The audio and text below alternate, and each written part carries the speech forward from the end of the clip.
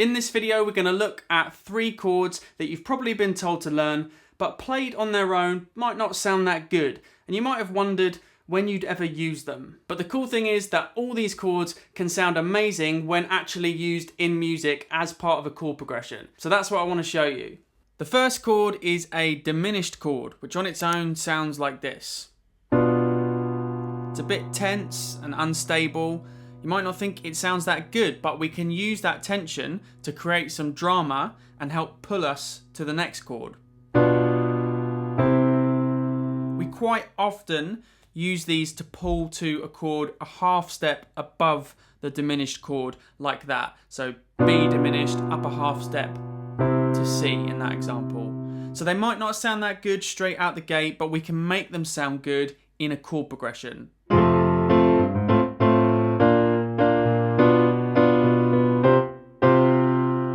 So I used that B diminished there, and I think it kind of added some excitement. That's the diminished chord that only uses white notes, but they are fairly straightforward to find in other keys.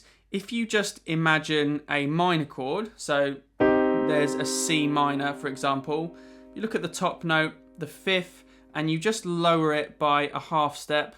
That gives you a diminished chord. The top note there is called a diminished 5th or a flat 5. I'll put links down below though for some proper chord building videos. So with all these chords, I want you to hear a few examples from songs you'll recognise, just to get a feel for what they sound like in context and why they're worth learning. There's a diminished chord in Bridge Over Troubled Water.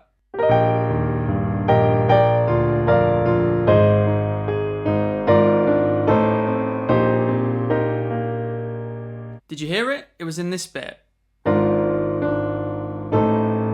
So there's an A diminished, and it quickly pulls us up to this C minor over B flat, which then changes to an E flat over B flat.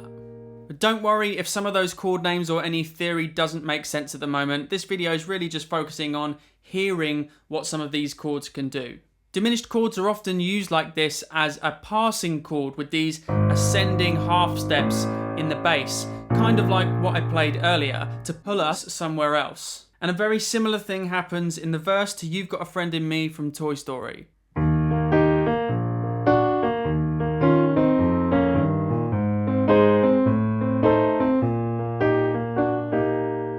This part here, there.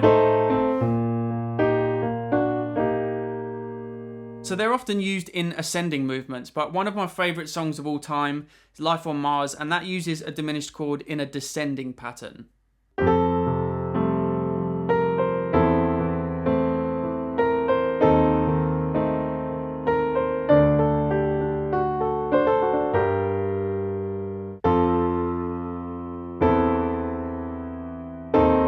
So there we have this A diminished. It's actually an A diminished over E flat. So that just means a different note from the chord other than A in the bass. And that works really well here as we have this descending bass movement moving down in half steps. So we get to this A diminished, and then of course that leads really nicely into the D that comes next. You can also think of it like this. You start off on an F major chord, and then we just change one note in the chord. That moves down a half step. Then it moves down a half step again to give us the A diminished. This kind of descending pattern we might sometimes call a line cliche. Even Oasis have used a diminished chord in Don't Look Back in Anger, where they hold it for a whole bar to build up the tension and excitement. Let me know in the comments, what songs do you know that use diminished chords? The next chord is an augmented chord, which on its own sounds like this. And this is another one of those basic triads we usually learn as beginners. But again, it sounds tense and more dissonant, not stable, and you may think it doesn't sound as nice. But if we use it like this,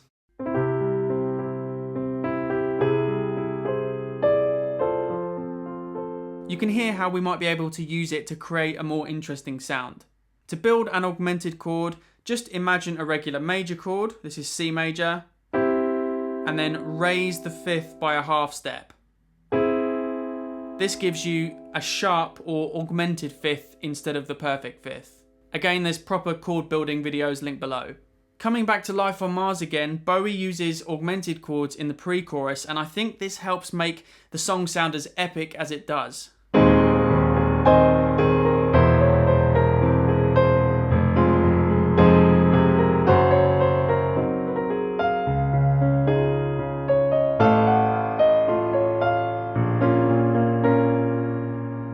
That whole chord progression and the melody is just incredible. There's an augmented chord in this bit. So that's an E augmented, and that pulls up to the F minor. So it's got this half step moving up again. And you can see that only changes one note.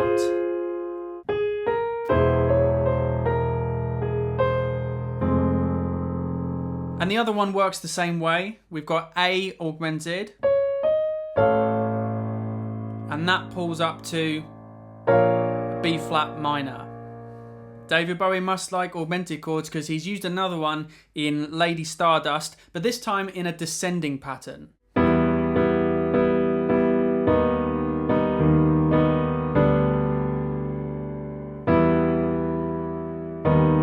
So it's that middle one, this E flat augmented, and in this chord progression it's just really one note that changes. The E moves down, so from E minor we get E flat augmented, then that moves down, and then we get a G. It just has a D in the bass, and that gives us this kind of dramatic sinking sound. There's also an augmented chord used a bit differently this time in You've Got a Friend in Me in the verse.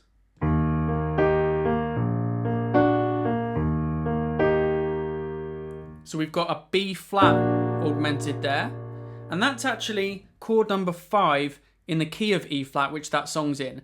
And sometimes we do turn chord 5 into an augmented chord if we want to create that kind of sound.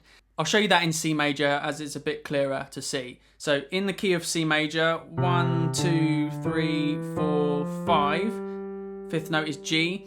So we can play G augmented, and that can take us back to the home chord C. That might make a cool intro. Or an ending. In fact, the Beatles used that at the start of Oh Darling. Or we can use it to create these kind of bluesy patterns. Like in Toy Story. Let me know in the comments, what songs do you know that use augmented chords? The last chord is the minor major 7, which sounds like this. This chord has a more unsettling, kind of mysterious sound. Exploring and discovering all these new sounds you can create is one of the most exciting things about learning music for me. I love to keep learning new things, and a great place to do that is over on Skillshare, which is the sponsor of today's video. After just getting back from a trip to France, I got the urge to finally brush up on my French. I joined Skillshare where I started the complete French language course for beginners. It's a really fun and well-structured course that's been helping me so far with something I always wanted to do. C'est très bon.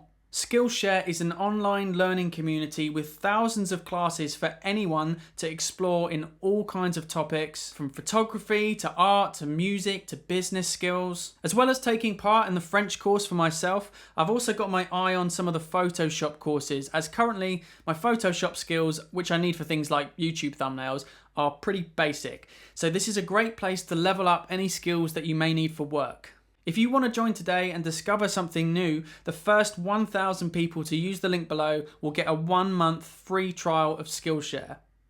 So back to this chord then. A minor major 7 chord is just a regular minor triad, but with the major 7th added on top. So that note is just a half step below the octave. So there's the octave, come down a half step. Again, it's a dissonant sound and it's nowhere near as commonly used or as nice sounding on its own as the minor 7th or the major 7th. But remember, we sometimes want to create all different kinds of sounds and elicit different emotions with music. I think a good example of that is in film scores. Different chords allow us to create different kinds of atmospheres.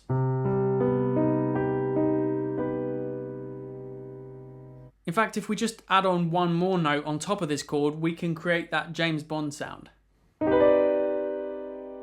But this chord can also have a different feeling if we use it more like this.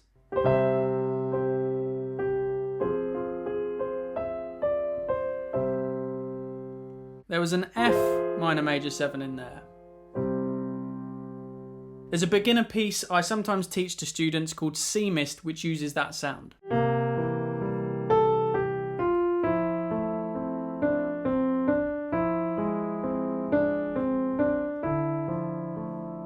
So that F minor major 7 is here.